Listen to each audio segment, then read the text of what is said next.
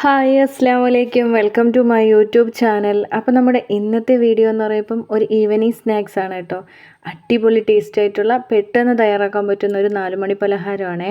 ചായ തിളയ്ക്കുന്ന സമയം കൊണ്ട് നമുക്ക് ഈ ഒരു പലഹാരം തയ്യാറാക്കാം കേട്ടോ. ഒറ്റൊരു പഴം വെച്ചിട്ടാണ് നമ്മൾ ഈ ഒരു പലഹാരം തയ്യാറാക്കുന്നത് കേട്ടോ. സ്കൂൾ വിട്ട് വരുന്ന കുട്ടികൾക്കൊക്കെ ഇതൊന്ന് തയ്യാറാക്കി കൊടുത്തു നോക്ക്, അവർ കഴിക്കും കേട്ടോ. അപ്പോൾ ഈ പലഹാരം എങ്ങനെയാണ് തയ്യാറാക്കുന്നതെന്ന് നോക്കാം. വീഡിയോയിലേക്ക് പോകാം.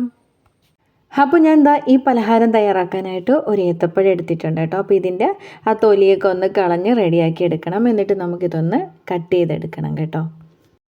അപ്പോൾ ഞാൻ എന്താ തൊലിയൊക്കെ കളഞ്ഞ് എന്നിട്ട് ഇതേപോലെ നീളത്തിന് കട്ട് ചെയ്തെടുക്കുവാണ് കേട്ടോ. അപ്പോൾ ഇത് പൊടിഞ്ഞൊന്നും പോയെന്നും പറഞ്ഞ് പ്രശ്നമൊന്നുമില്ല കേട്ടോ.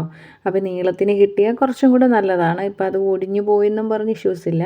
നമുക്കത് വെച്ചിട്ട് നമുക്ക് തയ്യാറാക്കാൻ പറ്റും കേട്ടോ. അപ്പം നമ്മൾ ശ്രദ്ധിക്കേണ്ട കാര്യം എന്ന് വെച്ചാൽ പഴം കട്ട് ചെയ്യുന്ന സമയത്ത് പഴത്തിൻ്റെ കട്ടി കൂടാൻ പാടില്ല കേട്ടോ. കട്ട് ചെയ്തെടുക്കുമ്പം ഇതേ പരുവത്തിലായിരിക്കണം എടുക്കാനുള്ളത് കേട്ടോ.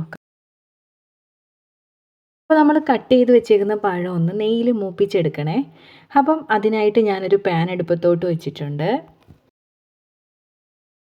അപ്പോൾ പാനൊക്കെ ചൂടായിട്ടുണ്ട് കേട്ടോ. അപ്പോൾ ഞാൻ 2 ടേബിൾ സ്പൂൺ നെയ്യാണ് ഒഴിച്ചു കൊടുക്കുന്നത് കേട്ടോ.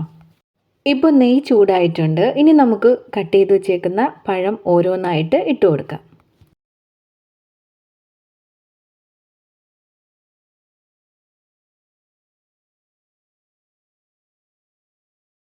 ഇപ്പോൾ ഒരു സൈഡ് വെന്തിട്ടുണ്ട്. ഇനി നമുക്കിതൊന്ന് മറിച്ചിട്ട് കൊടുക്കാം. അങ്ങനെ നമുക്ക് എല്ലാം അതേപോലെ ഒന്ന് മറിച്ചിട്ട് കൊടുക്കാമേ. ഇനി നമുക്കിതൊരു മറു സൈഡും കൂടെ ഒന്ന് വേവട്ടെ കേട്ടോ.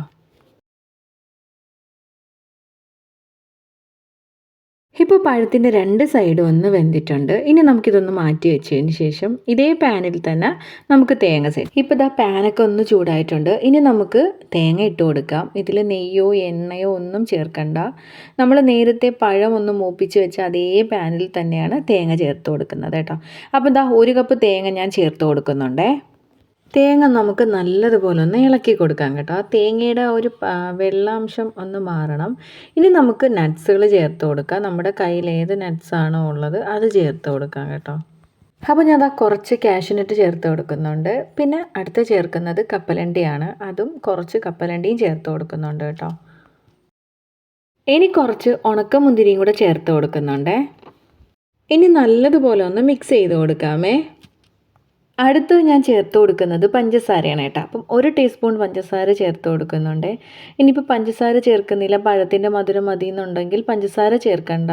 അല്ലെങ്കിൽ പഞ്ചസാരയ്ക്ക് പകരം ശർക്കര വേണമെങ്കിലും ചേർക്കാം കേട്ടോ. അത് നിങ്ങളുടെ ഓരോരുത്തരുടെ ഇഷ്ടാനുസരണം ചേർക്കാം. പിന്നെ ഇപ്പം രണ്ടാമത് ചേർത്ത് കൊടുത്തത് ഏലക്കാപ്പൊടിയാണ് കേട്ടോ. ഏലക്കാപ്പൊടി പഞ്ചസാരയും ഏലക്കയും കൂടെ പൊടിച്ചതാണ് കേട്ടോ. അപ്പോൾ നല്ലൊരു ഫ്ലേവറും നല്ലൊരു മണവും രുചിയും ഒക്കെ ഉണ്ടാവാൻ വേണ്ടിയാണ് അത് ചേർക്കുന്നത്. നല്ലതുപോലെ ഒന്ന് മിക്സ് ചെയ്ത് കൊടുക്കാം കേട്ടോ. ഇനി നമുക്കിതൊന്ന് മാറ്റി വെച്ചേക്കാം. മാവ് തയ്യാറാക്കാനായിട്ട് ഞാനൊരു ബൗൾ എടുത്തു. 2 ടേബിൾ സ്പൂൺ മൈദ മാവാണ് ഞാൻ ചേർത്ത് കൊടുക്കുന്നത്. 1/2 ടീസ്പൂൺ ഏലക്കാപ്പൊടിയാണ് ചേർത്ത് കൊടുക്കുന്നത്.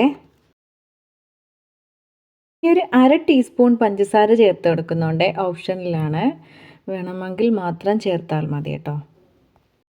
ഇനിയൊരു കോഴിമുട്ട ചേർത്ത് കൊടുക്കുന്നുണ്ട് കേട്ടോ.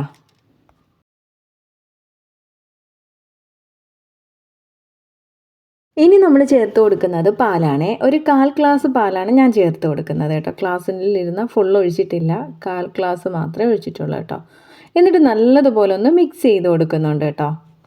നല്ലതുപോലെ ഒന്ന് മിക്സ് ചെയ്ത് കൊടുക്കണം കേട്ടോ. ആ മുട്ടയും മൈദാമാവും പാലും ഒക്കെ ആയിട്ട് നല്ലതുപോലെ ഒന്ന് മിക്സായി കിട്ടണം കേട്ടോ. ആ ഒരു തരിപ്പൊക്കെ മാറി നല്ലതുപോലെ മിക്സ് ചെയ്തെടുത്തിട്ടുണ്ട് കേട്ടോ. ഇനി നമുക്കൊരു പാൻ അടുപ്പത്തോട്ട് വെക്കാം. അപ്പോൾ ഞാൻ പാൻ അടുപ്പത്തോട്ട് വെച്ചിട്ടുണ്ട്. പാൻ ഒന്ന് ചൂടായിട്ടുണ്ട്. ആ പാനിലോട്ട് ഒന്ന് എണ്ണയോ അല്ലെങ്കിൽ നെയ്യോ ഏതെങ്കിലും ഒന്ന് തേച്ച് കൊടുക്കണം കേട്ടോ. ഒന്ന് ഒട്ടിപ്പിടിക്കാതിരിക്കാൻ വേണ്ടി ചെയ്യുന്നതാണേ. അതിനുശേഷം നമ്മൾ പാനിലോട്ട് നമ്മൾ നേരത്തെ റെഡിയാക്കി വെച്ചേക്കുന്ന ആ മാവ് ഒരേപോലെ ഒഴിച്ചു കൊടുക്കണം കേട്ടോ. എല്ലാ സൈഡിലുമായിട്ട് ഒഴിച്ചു കൊടുക്കണം കേട്ടോ. എല്ലാ സൈഡിലും മാവാവാൻ വേണ്ടി ഒന്ന് ചുറ്റിച്ചു കൊടുക്കണം കേട്ടോ. അതിനുശേഷം നമ്മൾ നേരത്തെ നെയ്യിൽ മൂപ്പിച്ച് വെച്ചേക്കുന്ന പഴം നമുക്ക് ഇട്ട് കൊടുക്കാം. ഓരോരോ പഴമായിട്ട് നമുക്ക് വെച്ച് കൊടുക്കാം.